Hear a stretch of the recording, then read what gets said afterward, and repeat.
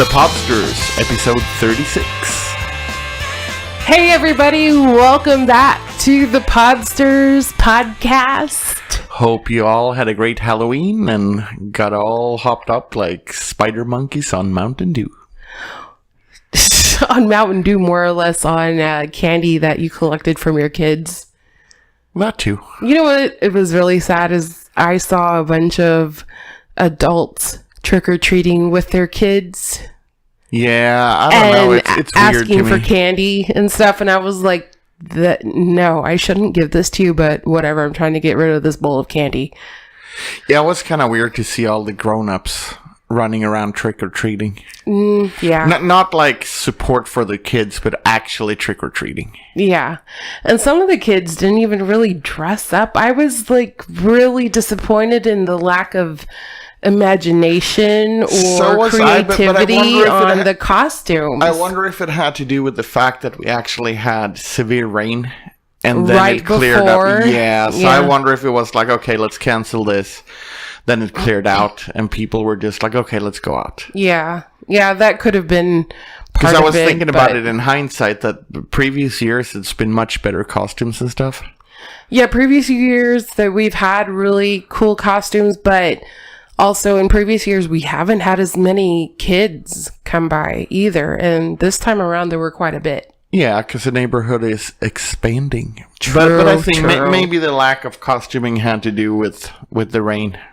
Yeah. Let's hope that was the case. Well, you know, my mom even said, she goes, there were some cute, costumes, but she was a bit disappointed as well in the lack of creativity. Yeah, but like I said, with the rain, it might have been the whole people thought they were going to cancel. I think it's due to lack of creativity, okay? Okay, stick to that. I'm trying to be nice. I'm trying hard to be nice. No, I'm just trying to prove a point here, because that brings me to what we were talking about this morning when we were reminiscing about the children's programming that we used to watch as kids. Uh-huh. You know, I introduced Reading Rainbow to Chris this morning. Well, actually, I sang the song. And I introduced you to boktipset, Sagostunden och Kalles klätterträd. Yeah, whatever that is. And Professor Balthazar. Yes. Well, that's funny, though, because I probably did watch Professor Balthazar. Yeah, considering you saw Alphonse Åberg, but here it was called Alonzo or something. No, it was called Alfie. Oh, Alfie, that was it. Okay. Yeah, okay, so the stuff that I'm talking about was mainly on the Nickelodeon Pinwheel show for kids, and that was kind of like the cable version of Sesame Street. So that brought me to looking at more of the programs that they had on Nickelodeon, or more or less, Pinwheel itself had cartoons, and they were very, as a child, I always thought they were a bit odd. Yeah. But I took it in, and I was just like, okay. So looking back at those cartoons, I was like, they were kind of trippy.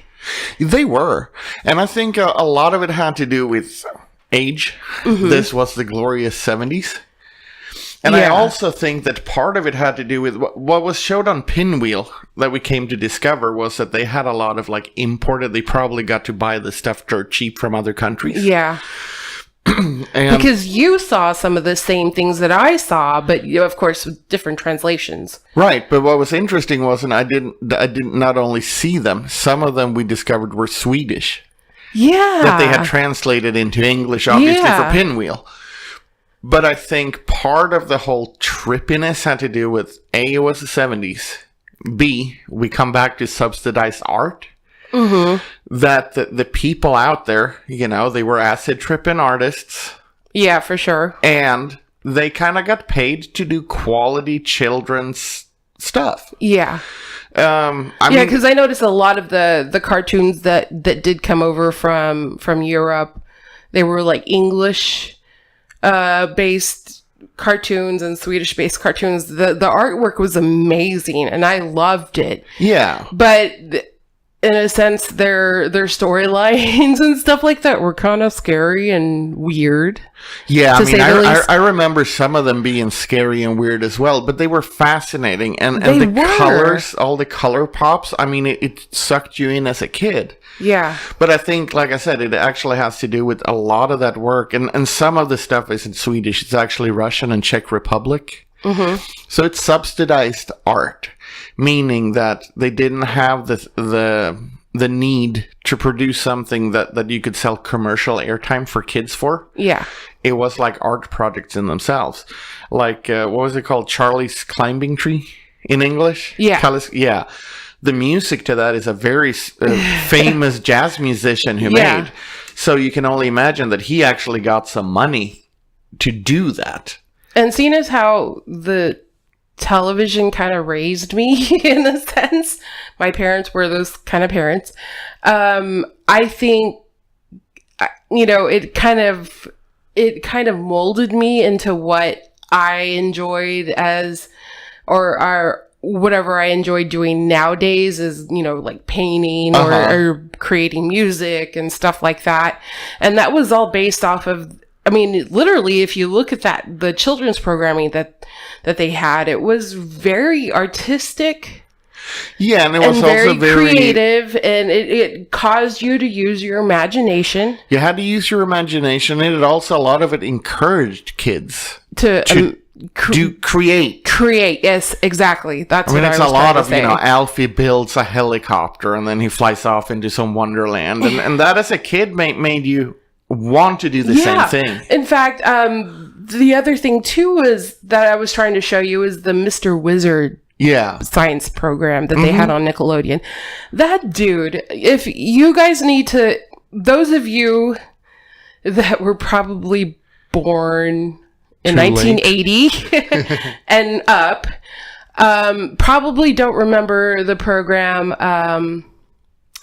Mr. Wizard's World or something like that, and it was on Nickelodeon, and it was really interesting, and it was funny because it was like this science teacher, this old retired science teacher who wore sweaters and had a little like workshop in his garage, would invite kids over and they'd do experiments and create things, and it was so captivating. But the thing is, the guy was so dry.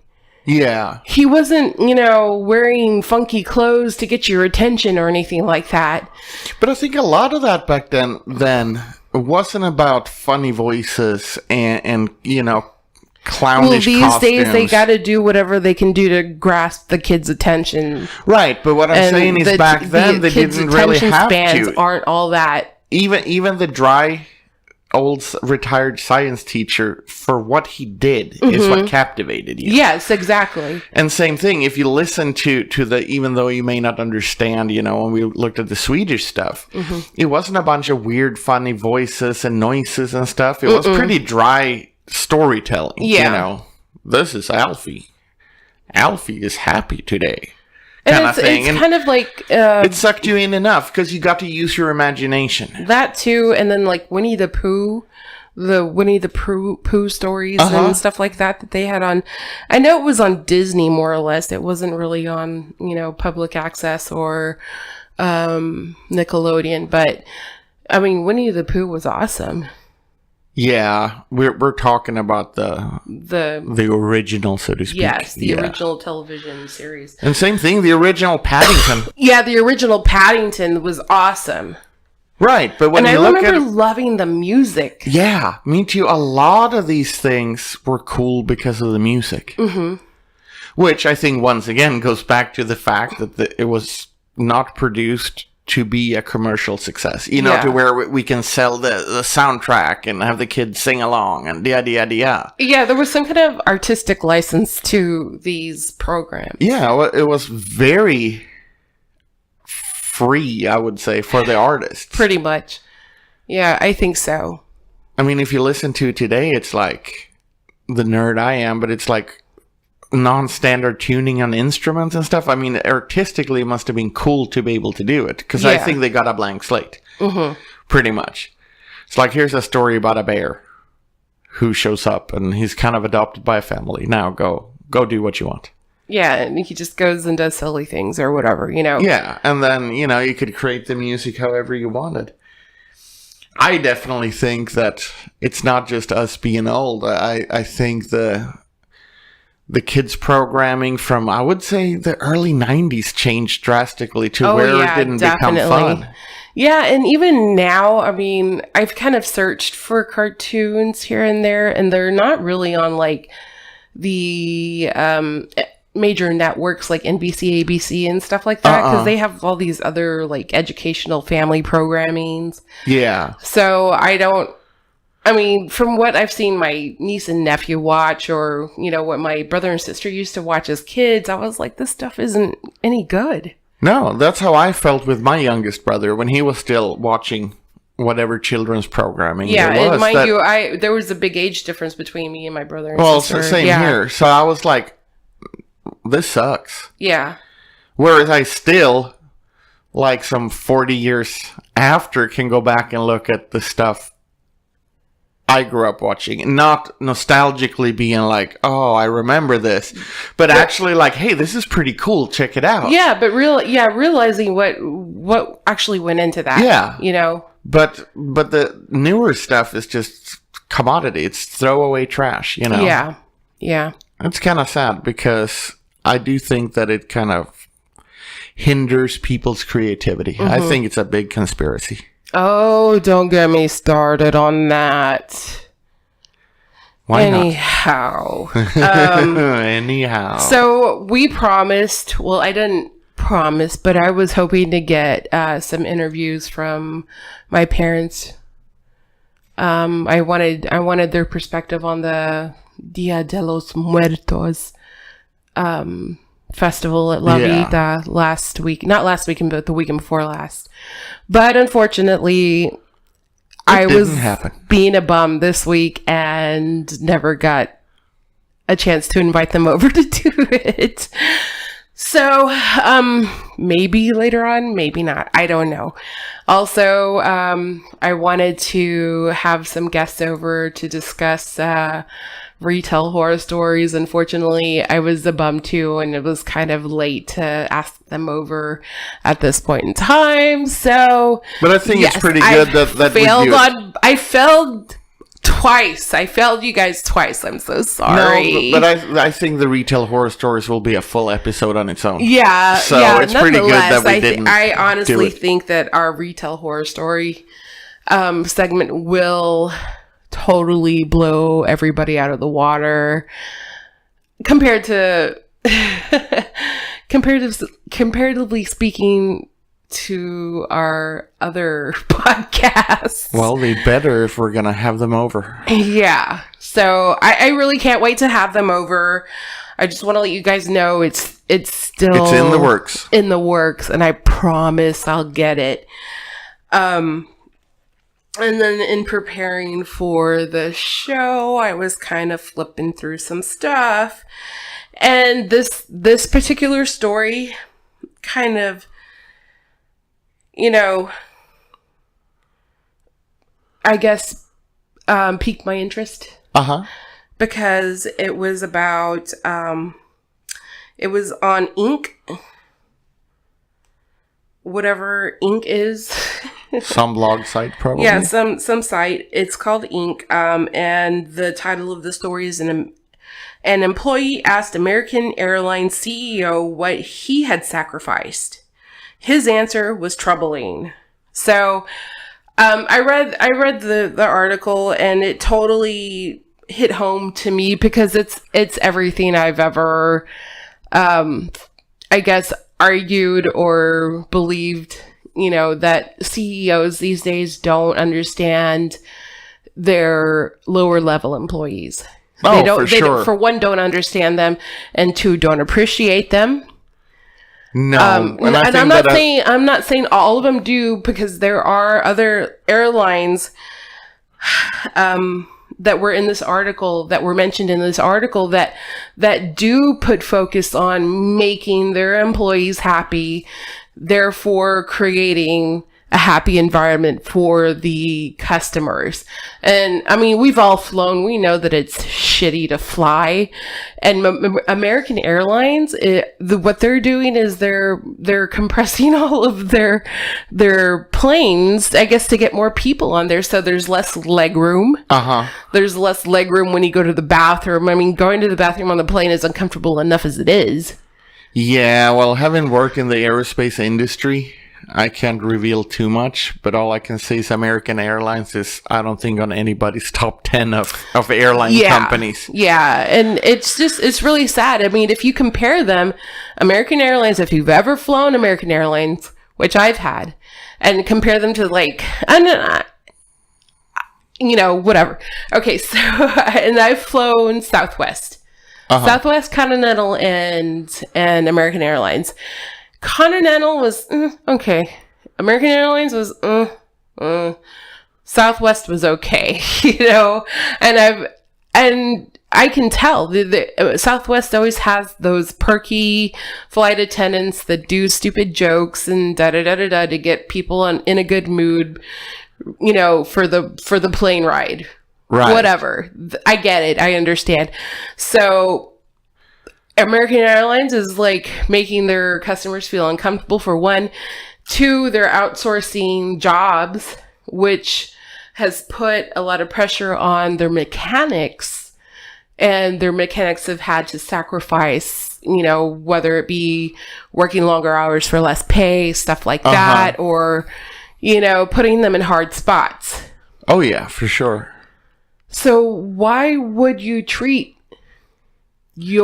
as a company, why would you treat the people that help keep you afloat like shit? Wouldn't you want to take care of them, make sure that they're there to do the best job they can? I think that you're really hitting the spot with the fact that a lot of CEOs for big corporations, not all of them, but a majority of them, they live in some sort of alternative reality. In terms of they haven't made the sacrifices their employees have to do daily. And even if they had to, it's so long ago that these days that they're in a different league. I mean, here's the thing. Whether it's done legally or not is not the case here. If you, as a person, can go and make a $54 million profit in selling your shares in the company you're a CEO of, $54 million is the key here. Right. Let's say that it's all perfectly legal. If you can do that on any given day, to rake home $54 million in some sort of fictitious paper. Okay. You're not on the same playing field as your customer service representatives, who probably sit around and wonder how are they going to be able to afford childcare, their mortgage, and maybe put aside $20 in their savings account. And nonetheless pay for healthcare. Right. So my point is that I think you're absolutely right. Unfortunately, what I've always said, companies like that, it will come back and bite them in the ass, because if you treat your employees bad in recession times, companies tend to do it a lot. As just, if you don't like it, there's a door, we get someone to replace you. You can do that so many times until it starts affecting your customers. Once your customers are starting to get affected, they get unhappy. Once your customers are unhappy, there goes your profit. There goes your profit. They are either going to start complaining, they're going to buy less from you, they're going to start turning to your competitors, right, etc., etc., etc. It's like I always say, I'm the worst customer there is. If you promise me next day delivery, I don't give a shit what happens. You promised me next day. I didn't ask you to deliver to me next day. You said, yes, sir, I will do it. If you don't, that's on you. Meaning that I'd much rather deal with companies that tell me, it's going to take 5 days and you get it on day 2. Or, well, we can make promotion for a music company, Sweetwater. Yeah. Sweetwater.com, fellas. Go there. awesome. They are pretty cool because they send sweets with their product. Yeah, I mean, it's silly, but you buy 6 packs of strings at a discounted price, and they throw in a t-shirt and candy as a thank you. I get emails from them being all like, hey, next time you need to purchase a big purchase, let us know in advance and we'll work with you on price. Is there anything you need? Let us know. That is customer service. They are very customer service minded. And I mean, they are coming up on, Guitar Center that's constantly like threading that bankruptcy line. But even other good companies like Sam Ash, which is a good company, Sweetwater is taking over their business because Sam Ash does what they should do.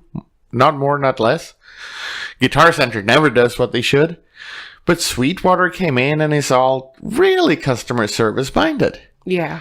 Any questions, they'll sit and answer. I'm pretty sure I could call them right now with the dumbest question in the world. And I will get taken care of. Not even I'll get back to you. They'll find the answer with us on the phone. Mm-hmm. That's customer service. But that's also a company that is homegrown out of, I want to say, is it Idaho? Okay. It's a little state, one guy's vision to be able to give people... They're from Fort Wayne, Indiana. Yeah, Indiana. Idaho, Indiana. And they've been established since 1979. Right. But their CEO actually still owns the company. He's there. Is it a privately owned company? See, that's the thing, though. But that's where I was going. I'm pretty sure that with aerospace or airlines, you were going to mention on the good side, Richard Branson. Yeah. Richard Branson today is a multi-billionaire for sure. But do you know how he started? Selling tapes or CDs or something like that, right? Richard Branson. Oh, selling magazines? No, but you're really close. Richard Branson was a school dropout. He didn't even finish high school. He loved music. Wow. And up in England where he lived, you couldn't get all the cool American music, rock and roll of the 60s. So he actually started just buying extras of everything he liked, selling it out of his garage to his friends. Then he made a little mail order company. There you go. Then he made a mail order company. He grew. He started Virgin Records and subsequently Island Records, where he signed music he liked. The thing is, my point with this is he really started from nothing. And everything he's ever done in the world, people have told him, you're an idiot for doing this. It can't be done. Even though when he was a millionaire, he took on this whole, he was going to fly a hot air balloon around the world. Yeah. People told him he's a fucking idiot. You can't do that. He did it. He is I met him working in the aerospace industry. He's a very down-to-earth, he's still a guy. You know what I mean? He's still a down-to-earth person. Yeah. If you wouldn't know who he is, which is kind of hard to not know. Yeah. But you wouldn't think that he is the Sir Richard Branson. By the way he acts, the way he interacts with people. He's an average Joe that happens to own his own island. His success has never changed his personality or his persona. No, and because he has worked from the ground up, I think he is very aware of the fact that you got to treat people right. If I treat my people right, my people will treat the customers right. The customers are being treated right. They're going to come back. Right. He's an exception, but there are good people out there. But I think for the most part, they're detached. It's like, it's funny to watch. I'll never forget this. The election time in Sweden, the same thing as here. The politicians get paid too much. Mm-hmm. But they used to have these questions, so how much is a gallon of milk? And all of them are because they get paid so much money that they're completely out of touch. That's been done here plenty of times too. They sit there and like, it's probably 12 cents? And no, it's not. It's $4 a gallon or some crazy stuff. But they don't know. They don't care. All I can say is that as long as you have people like Virgin, Sweetwater, all these other big sharks, they better watch themselves. And one thing I particularly dislike is how they blame everything on the shareholders. Yeah. I've worked for several companies that went from being privately owned to publicly owned. And privately owned, there was no issues with handing out bonuses or turkeys for Thanksgiving or throwing Christmas parties. And they still made buku money. All of a sudden, they went public. And it's all of a sudden none of that because we got to keep the shareholders happy. It's bullshit, I tell you. Yeah, and what I'd have to say is my bullshit of the week is American Airlines CEO. Bullshit on you, man, for not being down to earth and not supporting your employees, pretty much. Not taking, take care of your employees. I think every CEO of any company, they shouldn't do one of those, what's it called? The secret boss stuff. But they should, at least one week out of the year. Undercover boss. Yeah, they don't have to go undercover. But like once a year, a week out of the year, they should go to the shittiest jobs their company has to offer and do that job themselves. Yep. That way, they can get some sort of sense of what their regular employees go through on a daily basis. Right. And no kiss-ass thing. If the worst thing you do is work the I don't know. The forklift or something. Yeah, or something even, cleaning out duck drains full of poop or something. Then they should be there at 4:30 in the morning and do that for a week, if that's what you have. The worst jobs your company has to offer someone is what the CEO should do for a week to get some sort of appreciation of what normal people have to do. Right.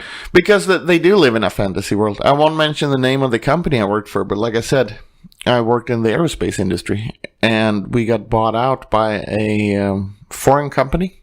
Mm-hmm. And I was laughing because they were going to have the big wigs of the whole big company to come and look at this facility. And I'm like, you know what? They're going to shut it down. Yep. And everybody went, no, you're so pessimistic. There's no way. We're doing such a good job. Well, these people came and saw how people had to work. Guess what? They shut it down and had to take millions of dollars from their shareholders to upgrade the facilities. They were so shocked they didn't even think something like that existed in the Western world. So, that being said, bullshit on you CEOs that live in a different world than your employees. Yep, I have to agree. And on that note, I was kind of checking the latest polls on O'Rourke and Cruz for Texas Senate. Uh-huh. Yeah, so I'm just... Some of these polls that I'm looking at, they're really, really close. Uh-huh.